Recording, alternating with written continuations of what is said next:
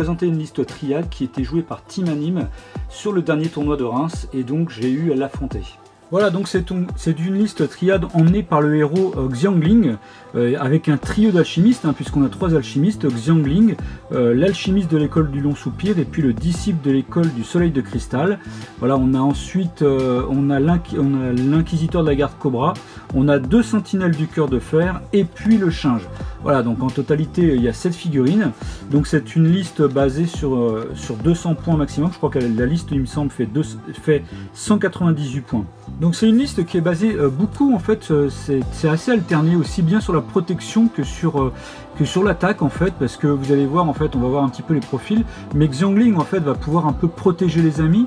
Le disciple, en fait, lui, va pouvoir donner le pisteur, donc il va donner une marche gratuite, en fait, aux autres figurines. Bien sûr, l'alchimiste du long soupir, lui, va pouvoir, comment dire, lancer les bourrasques violentes sur les figurines adverses, et puis donc après, vous avez un trio d'attaque qui est quand même très fort, entre l'inquisiteur, entre les 2 sentinelles, et puis bien sûr le Shinge, qui va pouvoir lui protéger avec sa compétence garde. Donc vraiment c'est une belle dualité entre de la protection et puis évidemment un très fort potentiel d'attaque aussi. On va débuter par le profil du Shinge. Voilà, donc il a 6 points de vie, 2 blancs, 2 jaunes, 2 rouges, 5 en esprit, 4 en réflexe, 2 en combat, 10 en défense, 2 points d'action, 4, 6, 10 en mouvement, donc 4 en marche, 6 en charge et 10 en course. C'est une taille 1, il a garde, il a l'arbin 3, donc il peut récupérer en fait 3 ressources alchimiques, et la table de dommages est 1, 1, 1, 2, 2, 2. Donc là on voit bien évidemment que ce n'est pas un combattant. Vous allez comprendre, en fait, c'est vraiment toute comment dire, son intérêt est dans la compétence garde et dans la compétence larbin. Donc on va voir un petit peu tout ça. Donc garde, donc déjà bien sûr il coûte 10 points, et voilà, et donc on peut en recruter qu'un seul. Donc lorsqu'une figurine amie à 2 pouces ou moins est la cible d'une charge, d'une formule ou d'un tir, et si le garde est libre et n'est pas la cible de la même action, il peut échanger sa place avec cette dernière. La compétence s'active après déclaration de tous les effets de l'action, amélioration, compétence, etc. Donc vous l'aurez bien compris, en fait cette figurine va pouvoir protéger une figurine amie qui se trouve à 2 pouces, donc il va pouvoir prendre une charge à la place, un tir ou une formule. Donc c'est vraiment ce qui est très intéressant, c'est que pour 10 points, vous allez pouvoir protéger le héros, ou bien l'inquisiteur, la sentinelle, enfin une autre figurine, donc c'est vraiment évidemment très très intéressant. Ensuite, la compétence larbin, donc la figurine dispose d'une réserve de composants alchimiques vide au début de la partie, donc là on voit bien sur le recto de la carte, il en a 3. Elle récolte des ressources alchimiques dans un décor comme un alchimiste et remplit intégralement sa réserve lors d'une collecte. Donc c'est-à-dire que lorsqu'il est au contact d'un décor et qu'il dépense un point d'action, il va récolter 3 ressources alchimiques, donc aussi bien des composants et ou des pierres. Et donc il peut gratuitement les transmettre durant son activation à un alchimiste à son contact. Voilà, donc vous l'aurez bien compris, ce profil, c'est pas un profil de combattant, c'est vraiment, d'une part, il va pouvoir aller chercher des ressources alchimiques et les transmettre aux 3 alchimistes qui sont dans cette liste, et puis surtout, il va pouvoir garder, et puis bien sûr aussi jouer le scénario. On va voir ensuite le profil de la sentinelle du cœur de fer. Donc là, comme vous le voyez, il y en a 2, chacune coûte 30 points au niveau du recrutement. Ils ont 10 points de vie, donc 3 blancs, 4 jaunes et 3 rouges, 7 en esprit, 4 en réflexe, 4 en combat, 10 en défense, 3 points d'action, 4, 6, 10 au niveau des mouvements. Ils sont taille 2, expert normal, perce armure combat, et au niveau de la table de dommages, c'est 2, 3, 4, 4, 4, 4, 5. Donc là, clairement, c'est un profil élite, de par les 3 PA que possède le profil. Et puis, voyez, c'est vraiment un profil taillé pour le combat, 4 en réflexe, 4 en combat. Donc, attention quand même, une faible défense, que 10 en défense, donc ils sont facilement touchables. Mais ils ont une belle table de dommages, ils sont en plus expert normal, donc ça on va voir. Et en plus, perce armure combat, on va voir aussi. Donc, expert normal. La figurine gagne un des bonus à son jet de combat lorsqu'elle choisit la carte normale. Voilà, donc c'est-à-dire que bien souvent, si vous jouez la normale, vous lancerez 3 dés pour le jet de combat. Et si bien sûr en plus vous chargez et que vous jouez la carte normale, vous lancerez carrément 4 dés pour le jet de combat. Donc bien sûr, là je veux dire, même les défenses de 12, entre guillemets, ne vous fait pas peur, vous allez pouvoir toucher logiquement un petit peu tout. Et puis l'avantage, c'est que bien sûr, si votre adversaire en face joue des brutales, voilà, en plus vous ne serez pas inquiété. Donc contre vous, ce qui sera surtout intéressant, c'est de jouer des normales, des rapides, et ce qui fait qu'on va vous faire un peu moins de dommages. Donc la compétence est vraiment super intéressante. Ensuite, le perce armure combat. La figurine ne tient pas compte des effets de la compétence coriace lorsqu'elle effectue des dommages en combat. Donc vous l'aurez bien compris, super intéressant contre les guerriers totem aura, contre pas mal de profils qui sont chez Avalon. Voilà, donc super intéressant hein, bien sûr. Donc des figurines même qui sont coriace 2 telles que le Colosse ou bien Berak, et bien vous ignorez, le coriace ne s'applique pas. Donc complété en fait avec l'expert normal, vous voyez le super combo. Donc vraiment très bon profil. Évidemment en plus je dirais pas très cher pour 30 points, mais attention, profil quand même fragile, que 10 de défense. Mais voilà, si vous choisissez bien vos cibles, etc., et bien vous allez vraiment exceller avec ce profil, avec ces deux profils là dans cette liste. Voilà, maintenant on voit le profil de l'inquisiteur de la garde dragon. Donc lui il a 9 points de vie, donc 3 blancs, 3 jaunes, 3 rouges, 8 en esprit, 4 en réflexe, 5 en combat, 11 en défense. Il a aussi 3 points d'action, 4, 6, 10 en mouvement. C'est une taille 2, il a la longe, la feinte, l'arme alchimique. Alors comme vous le voyez, il a 2 tables de dommages, donc 2, 2, 3, 3, 4, 5, et une deuxième table de dommages qui est 4, 4, 5, 5, 6, 7. Donc là, clairement aussi, c'est un profil élite, hein, il coûte 33 points. Voilà, vous voyez très bon réflexe, une superbe table de combat une valeur de combat de 5, une défense de 11. Donc là, clairement aussi, c'est un profil élite. La table de dommages est quand même assez forte. Et puis, on va voir un petit peu toutes les compétences. Donc la première, la longe. Ça, bien sûr, vous connaissez. Lors d'une charge, la figurine n'est pas obligée de se mettre en contact avec sa cible et peut rester jusqu'à 1 pouce d'elle. Les deux figurines sont considérées comme étant en combat. La cible ne peut jouer que des cartes de combat parades ou inactifs et ne peut effectuer aucune attaque contre elle, sauf si elle est en contact ou possède également la compétence allonge.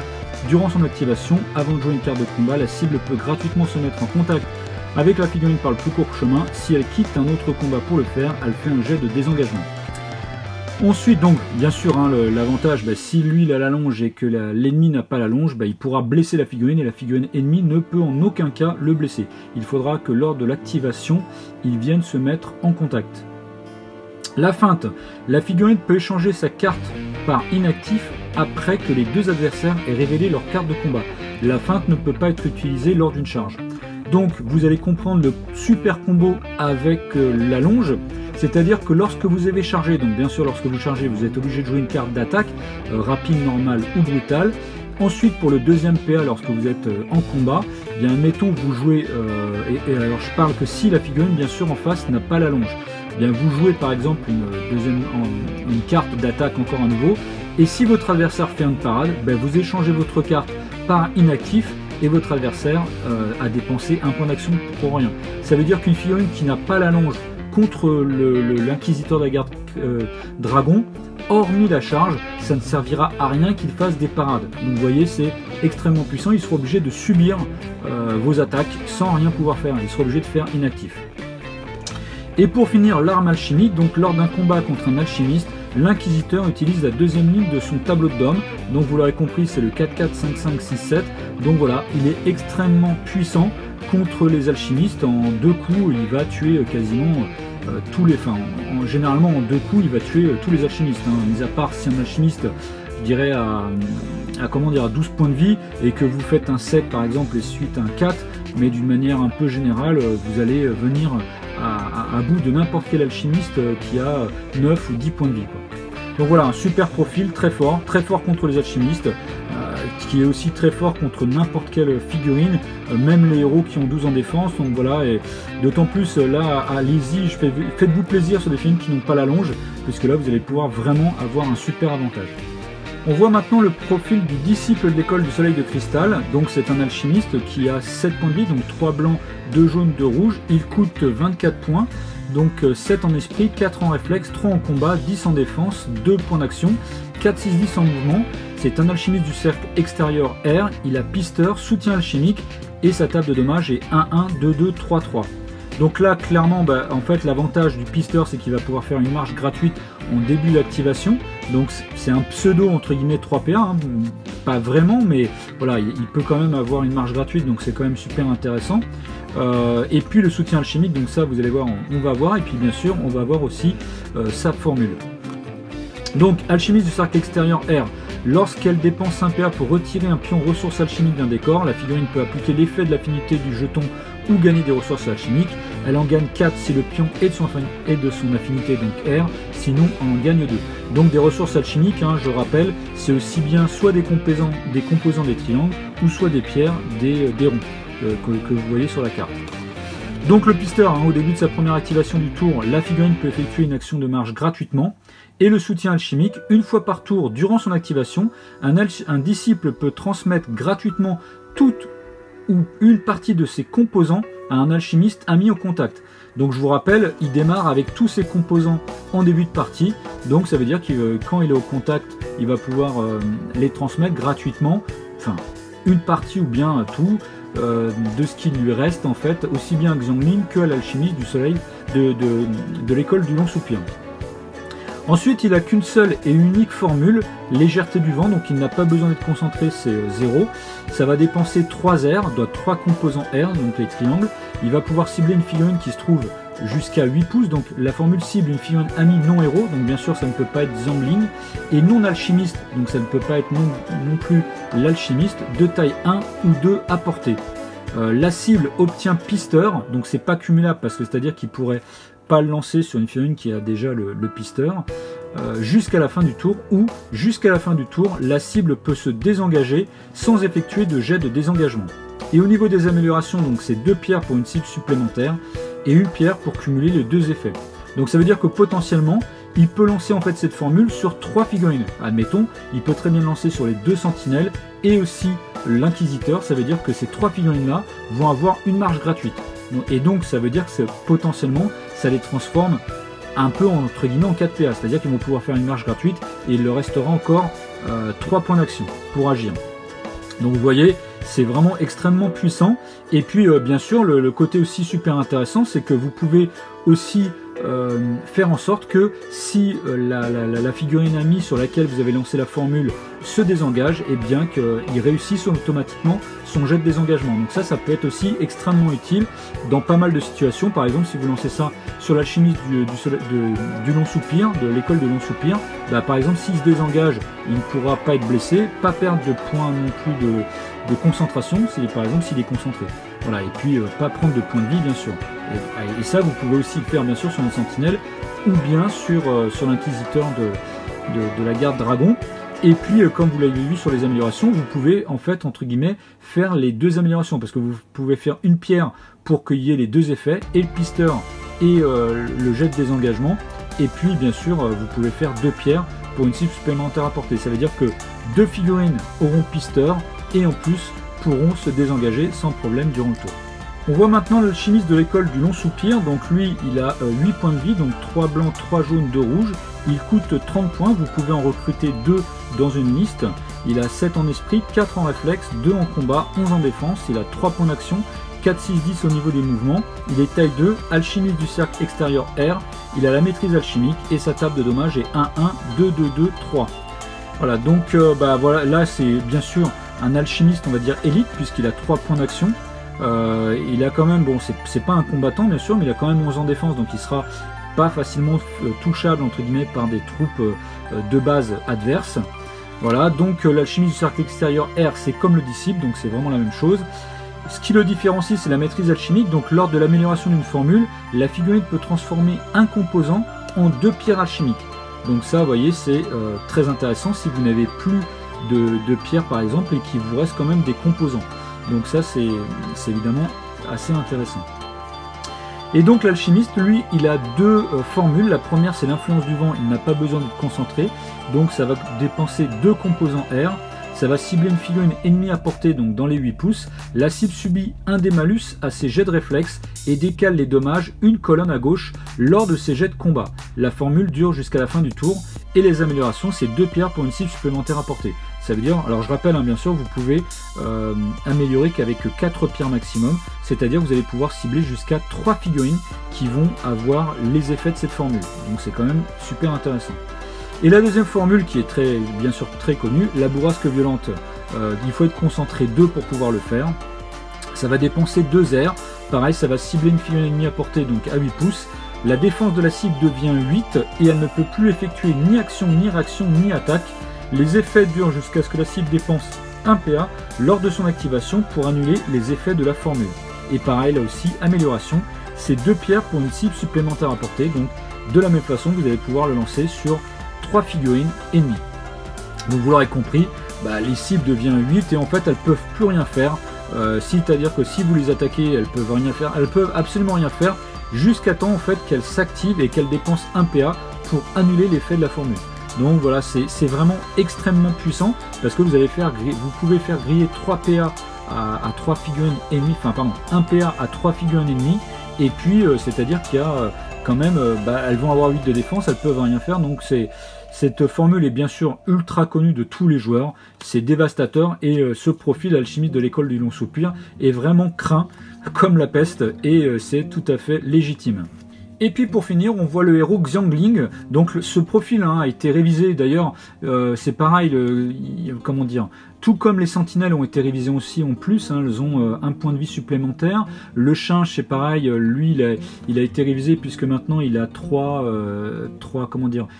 cases entre guillemets pour l'arbin. Et pareil en fait pour les alchimistes en fait qui ont vu leur nombre de composants et de pierres modifiés. Et tout comme l'alchimiste du long soupir en fait qui a la maîtrise alchimique, la compétence est différente par rapport à la V1. Voilà. Et donc Xiangling, lui, il est aussi quand même pas mal révisé parce que vous allez voir en fait, si vous connaissez le profil, les deux formules sont sont assez différentes. Voilà, donc il a 9 points de vie, donc 3 blancs, 3 jaunes, 3 rouges, 7 en esprit, 4 en réflexe, 3 en combat, 11 en défense. Il a 4 points d'action, donc voilà, c'est évidemment très important. 4, 6, 10 en mouvement, c'est une taille 2, c'est un alchimiste du cercle extérieur R, il a la compétence acrobate, et au niveau de la table de dommages, 1, 2, 2, 3, 3, 4. Donc voilà, il pourra combattre sans problème des figurines, des troupes adverses, de profil de base, on va dire, ça sera un peu plus compliqué contre des troupes élites et évidemment contre les héros, je vous déconseille, mais voilà, c'est un combattant honorable malgré tout. Donc il coûte 41 points, il est aussi, comme vous le voyez, il est recrutable dans la loge. Donc alchimiste du cercle extérieur R, c'est pareil que le disciple ou bien que l'alchimiste de l'école du long soupir. Par contre, lui, il a la compétence acrobate. Alors, lorsque le Xiangling subit des dommages en combat, il peut choisir d'effectuer un jet de réflexe d'une difficulté égale au résultat du jet de combat obtenu par son adversaire. Donc le jet de combat, c'est bien sûr les dés plus la valeur de combat qui va vous donner un résultat. Et donc Xiangling devra jeter 2 dés de son état de santé plus sa valeur de réflexe. Et si c'est une réussite, il ne subit aucun dommage. De plus, tant que Xiangling est en état indemne, blanc ou grave, jaune, il obtient un dé bonus à son jet de réflexe. Donc vous voyez, alors là, encore une fois, c'est très intéressant. Si vous allez attaquer des troupes adverses de type, de base, parce que généralement, elles ont plutôt 3 en combat, là où vous avez 4 en réflexe. Donc il y a quand même une bonne chance que vous ne preniez pas les dommages. Voilà, alors, et même si vous allez chercher des figurines élites qui ont 4 ou qui ont 5 en combat, de fait que vous ayez un des bonus, voilà, c'est un petit peu, après c'est une question un petit peu de chance, mais vous avez peut-être de la chance de ne pas être touché. Donc malgré tout, comme je vous disais, il va être très efficace contre des troupes de base au combat, mais il peut aussi rivaliser avec un peu de chance sur des figurines élites, voire des héros. Notamment aussi parce qu'il a 4 PA.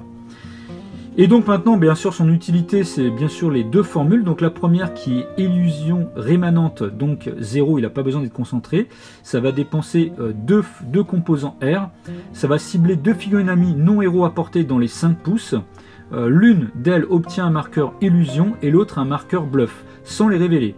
Lorsque la figurine avec le marqueur bluff est chargée, le marqueur est révélé et défaussé, il n'y a aucun effet.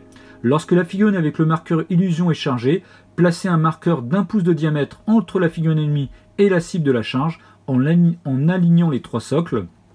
Le marqueur est défaussé et la charge est un échec. Si une figurine reçoit un marqueur alors qu'elle en possède déjà un, le premier est défaussé.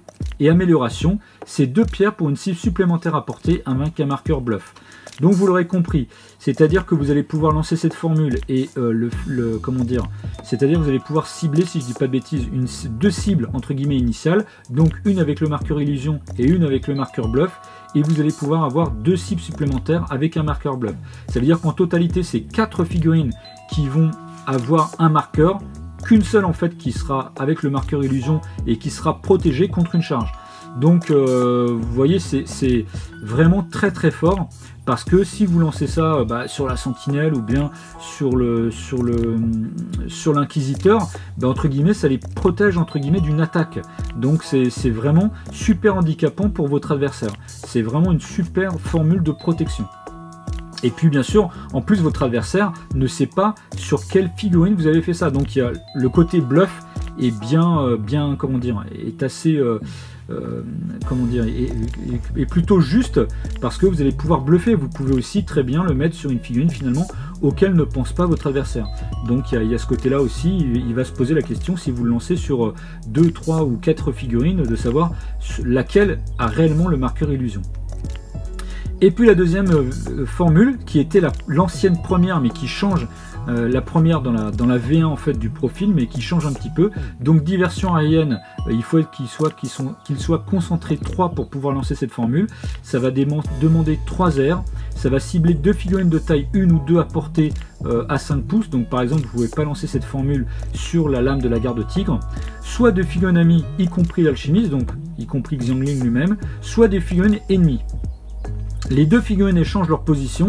Une figurine libre peut être, alors libre ça veut dire, comment dire, peut être en combat à l'issue de la formule. Alors une figurine libre, ça veut dire qu'une figurine qui n'est pas en combat peut se retrouver en combat à l'issue de la formule.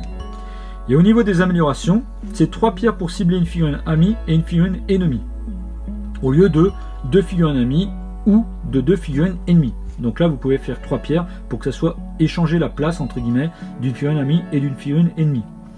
Et c'est l'autre amélioration, c'est 1 pierre pour 1 pouce de portée supplémentaire. Donc voilà, ça veut dire que vous allez pouvoir cibler des figurines qui vont pas être à 5 pouces, mais qui peuvent être jusqu'à 9 pouces en fait. Donc voilà, donc ce qui veut dire que c'est quand même une envergure très importante autour de Xiangling, parce que vous voyez en fait c'est 5 pouces de part et d'autre de Xiangling.